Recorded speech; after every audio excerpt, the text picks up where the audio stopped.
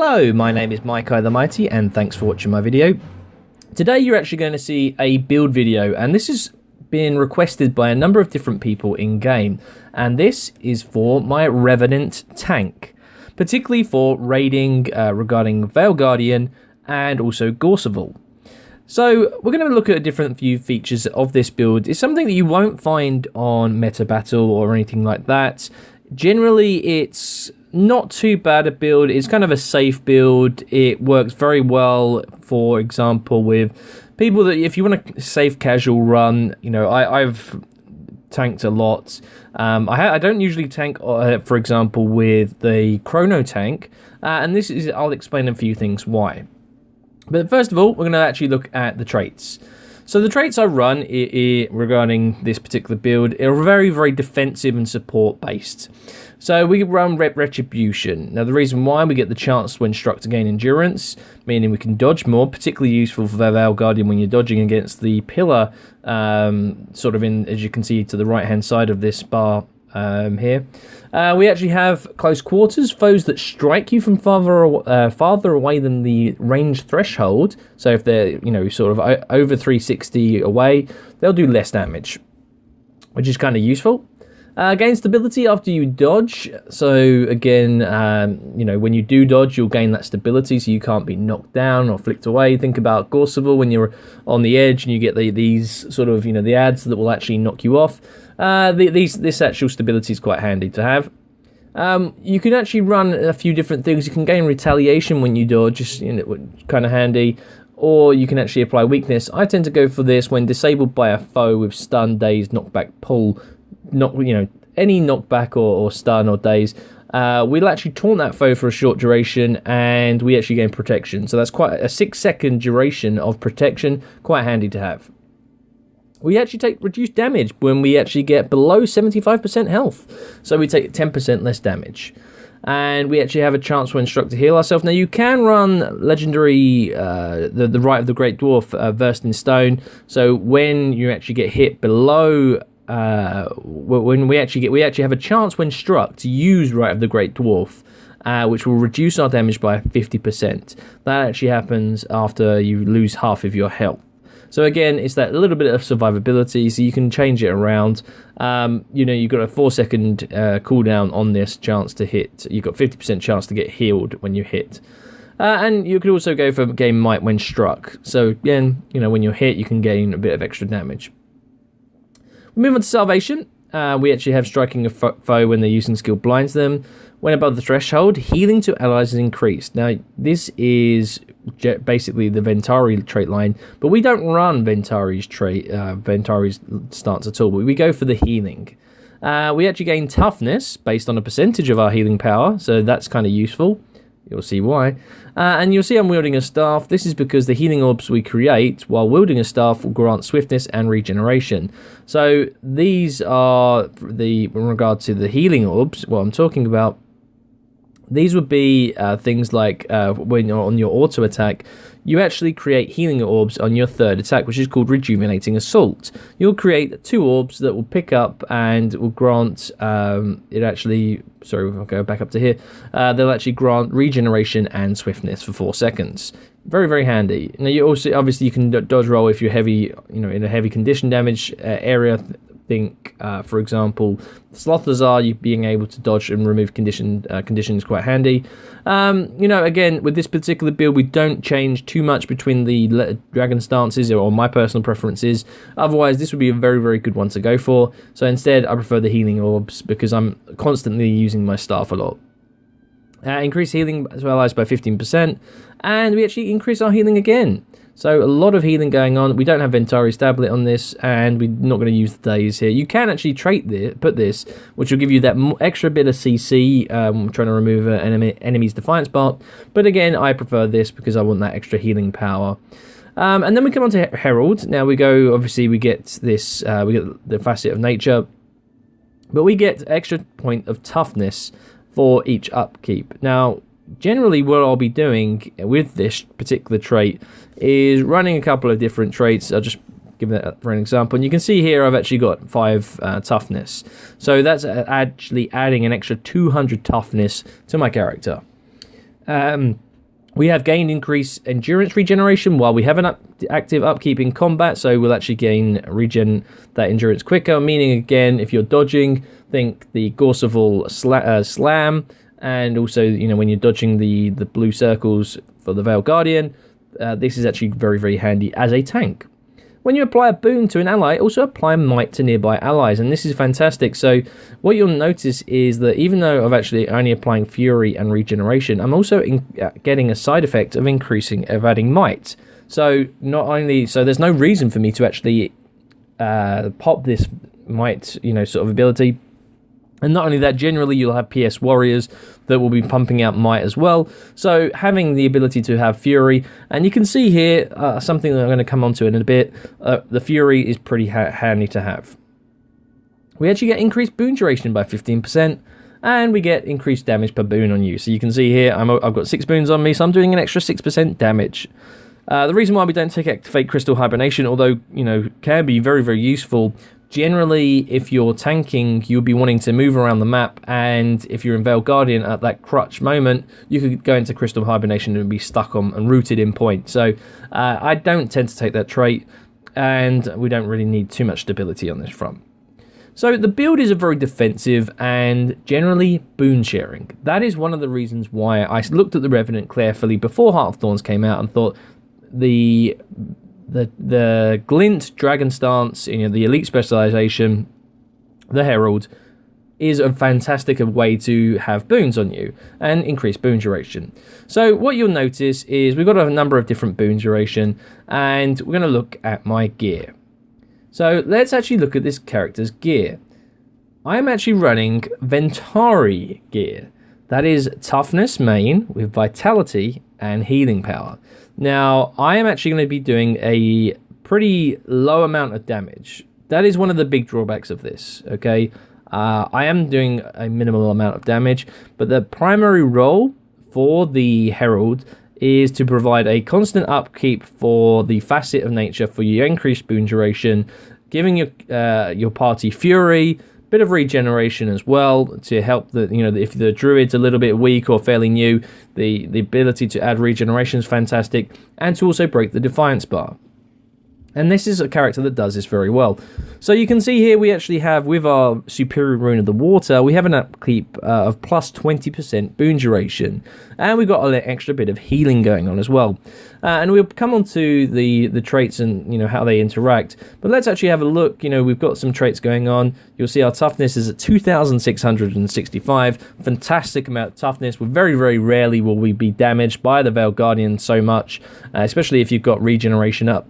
You'll notice as well with the boon duration, I'm currently at 85%.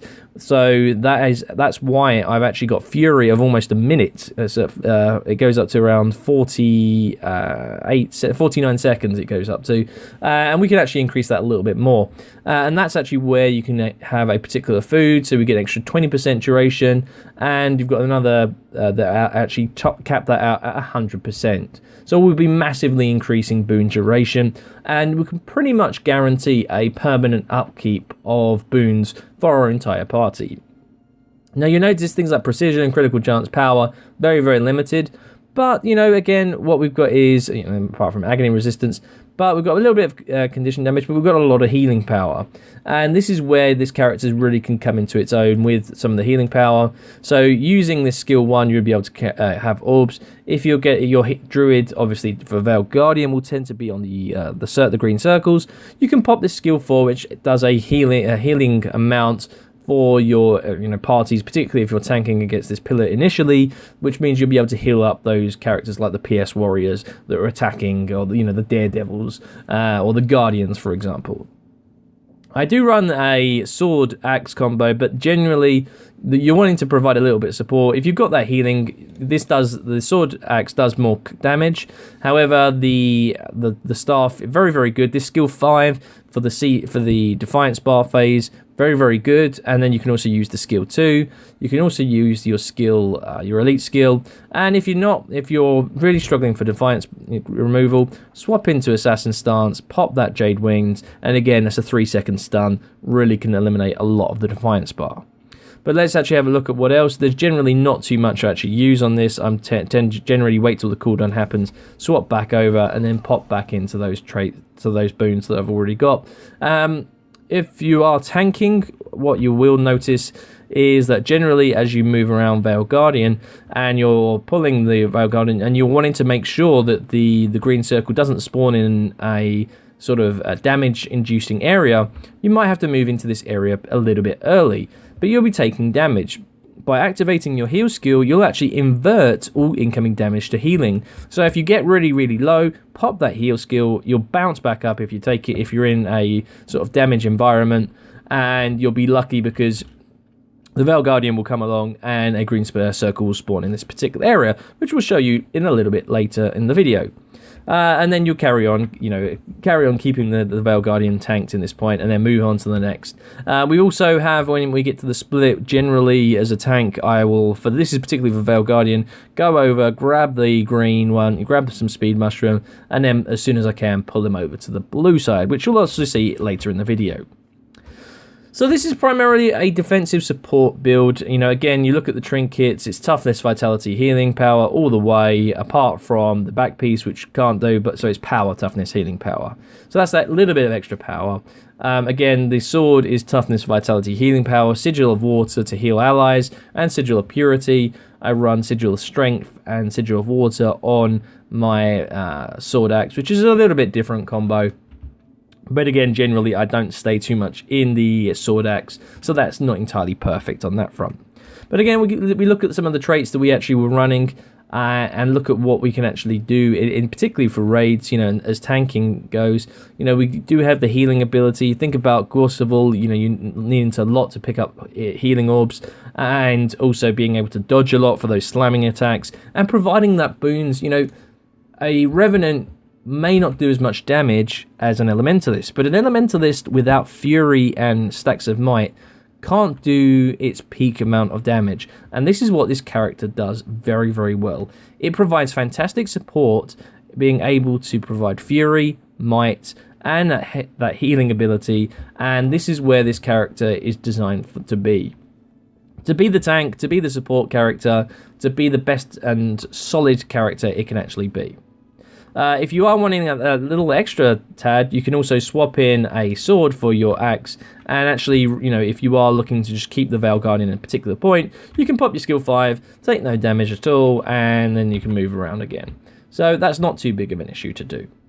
So let's actually look at me in a little bit of action, and we'll see, you know, we'll talk through some of the raid situation.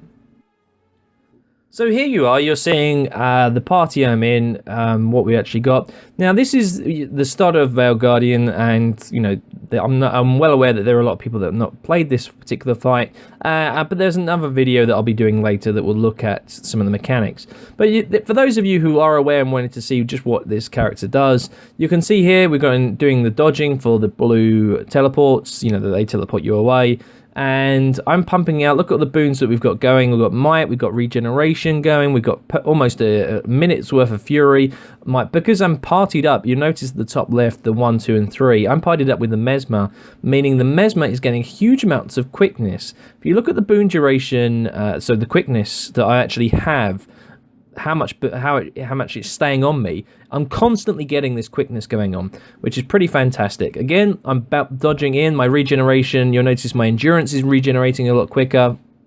You know, I've got a hell of a lot of endurance, you know, sort of upkeep, so I've got that toughness. The Veil Guardian is doing very little damage, but look at the healing numbers that I'm actually putting out. You'll notice, you'll see me healing for a little bit, and when someone out of my characters, you'll notice start getting the regen.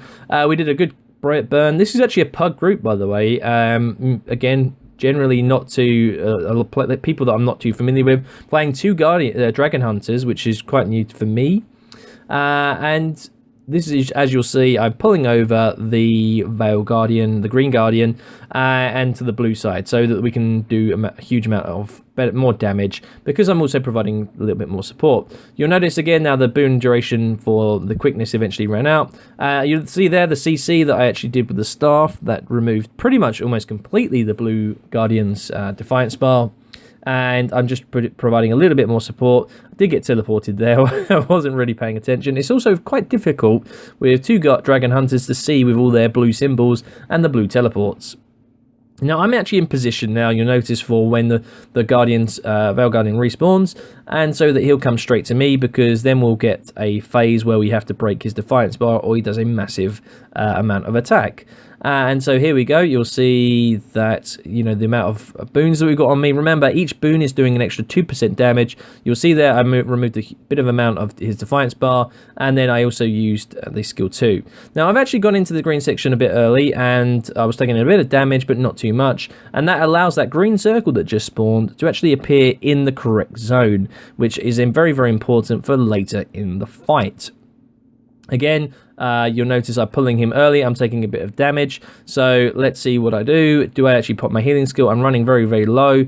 I break the Defiance. Well, I went a little bit early on the Defiance bar. We also had the green circle in the new zone, which is what we wanted. I used the elite skill as the Defiance breaker, which is a backup, you know, not as good as the Star 5, but that was on cooldown. Again, I'm moving the Veil Guardian earlier, and so that even though I'm taking a little bit of damage, I'm just pulling him over, and again, it was only for a little bit, and it meant that we can actually have the green circles, which are going to spawn just to the right of me, and it made their life a little bit easier. Again, pulling him early, and to make sure that the green circle does spawn in the correct area. You'll see I pop the healing, and now I'm getting healed for the amount of damage I'm taking. But look at all that healing numbers that I've got going on there. I'm doing this regeneration healing, but the regeneration that I'll be pumping out is a lot of regen over a substantial period of time. If you look at the top left, how much health they actually have, I'm actually pumping out a fair amount of regen over a long period of time. Now you can see here I've actually I wasn't really paying attention. I was just focusing on some of the other parties, and I'll pop my regeneration, and you'll see more regeneration. My staff auto attacks are giving out some healing orbs, and we've actually split phase. So this is now we're into the final third of the fight, and again I'm into this on my own into this green area. I will just get aggro from the Green Guardian and pull him over so that we can fight again. Now you'll notice again I'm allowing myself, because I was on my own, I took out Fury just to give my regen, my energy, a little bit chance to actually recover and get up high again, so that I can use my Star 5 for the Defiance bar break, which is what you're going to see here on the Blue Guardian when we actually get him down. There we go, and Star 5, and he's break bar has been broken. I've also now put Fury back on, so that I am actually giving my colleagues and my party members that extra damage, and we can kill Veil Guardian quicker. So here we go, we've respawned Veil Guardian again. We've got a good time split going on. I've just got healing on me, and this is where we're starting to notice that we've got 2 danger areas in the Veil Guardian room, only one free. I had to dodge out the blue teleport circles, and we didn't quite have the right amount of CC there, which could be problematic if we turn around and see the green circle. Fortunately, because I ran quickly, the circle was in the new zone rather than the old zone, and this is where tanking, you have to be very, very careful. Again, I'm pulling him, and I pulled him quickly so that hopefully the green circle will be in the new zone rather than the old, and again, it's in the new zone. So that's where the tanking pretty much comes into its own. Again, look at the green numbers, keep an eye on just how much regen that I'm pumping out. It makes the druid's job a little bit easier. Now we're in a difficult situation, because breaking that Defiance bar put me into the wrong area, but I ran quickly, and actually the green circle was in the new zone, and it made my colleague's life a hell of a lot easier. So again, you want to be looking to move quickly, and so there we go, moving the Veil Guardian, and I think he is going to go into the Defiance bar. No, but fortunately, green circle again in the new zone, so my colleagues are happy about that. I've got 100% energy upkeep, so that's quite nice. He should be activating his Defiance bar. There we go. I mistimed that a little bit, and that's going to cause a little bit of a slight issue, because I had to run backwards, causing, there you go, the green circle to spawn behind me. And the problem is they're going to be taking damage as they're going in there to make sure that we don't wipe. And this time I'm not going to make the same mistake, so I'll go a little bit earlier, and you can see there the green circle is in the right zone. And we've actually going to get the Veil Guardian kill here. Not too bad, really. And this is the Revenant tanking, you know, pumping out that Fury, keeping the extra boon duration for the quickness. I mean, just look at the boons I actually have on me. A huge amount of quickness, protection we got, Fury, might, regen, swiftness. It's all fantastic, and it's all a lot of a lot of boon duration that we're actually pumping out. And so there we go, guys. And what I'm going to show you now, just quickly, I won't go into the whole fight for Gorsal, but I will just cover a brief amount of tanking for Gorsal, because it's generally I don't use the Guardian, the Revenant for the tanking of this, because I prefer to do a bit more DPS, and only if you have a very good group of high DPS professions can this work very, very well. And you'll see here, I actually swapped to the wrong weapon by accident, and the CC was a little bit slow, and eventually I managed to get my staff back on. And this is where now I'll pull over to the green arrow to the top left, and we'll do the damage to the spirit barrier. But I've pulled over Gorsal. I haven't even bothered attacking him. Again, my damage is so minimal and so limited that there's no point in worrying about Gorsal. You want to bring him over as quickly as possible. Let your rest of your party, give them the Fury, give them the quickness through the Mesmer, give them the might, give them the regen, and they will do your job. They will do the job that they can do, and you'll be improving them quite substantially. So again, you'll notice that, you know, we jump off, and this is me as the tank. I don't have it. It's a lot easier in controlling the fight, really. It's just at that phase where you actually have to pull Gorsal after you've, you know, sort of gone through that split through the Defiance phase. So again, I'll show you just one more time that, you know, I'm just stacking here, and then we'll get the Defiance bar. So I'm going to go through that. So there we go. You saw my staff 5 skill. We'll hit staff 2, and I was expecting a little bit more CC from some of my other party members. I went in and used the skill 5, the Jade Winds, and that actually managed to do that. So we're going to attack and on staff again, not suffering too much this time, and I go back into Glint's Dragon Stance, and we're going to pump out Fury when we can. Here we go, we've got Fury and we've got Might going on, just to give that little bit of extra damage. So we've phased him, and we're into the next phase. I am actually going to go to the wrong way. I need to go to the arrow, and so we'll be, again, pumping out Might, pumping out Regen, pumping out Fury, because at this phase, the Druid will be on a different the Pyre is actually on, you'll see in the tag, he's actually looking after one of the charged souls, so his healing won't be focused too much, and that's where my healing numbers are coming into effect. And it's really quite a good supportive build. So I'd like to hear your thoughts on this. You know, what are your thoughts? Do you have any critiques of this particular build? And I'm fully aware that this doesn't do much damage, but that's not the point of it. So if you are going to go, well, you can, you know, our other tanks can do a lot more damage, that's not what I'm asking you guys. This is a build that's very, very useful for supporting play, and particularly for just making sure that if you're a character that knows your job, then that's what you need. Your party needs someone who knows how to tank. This is a very good supportive character. This particular build is very, very useful for helping out your allies and for doing that CC, as you can see there, and being able to keep your players alive with that boon duration. And yeah, that's generally how this build works. I have a lot of fun on this character. Obviously, you know, for things like Matthias and things like Slothazar, it isn't as good because obviously, you know, they generally don't tank as much, and same for the trio. But for Veil Guardian, for the, you know, the for this particular fight here, Gorsal, this particular build is decent enough. I appreciate your thoughts on this, and I'll see you on the next video. Thanks for watching.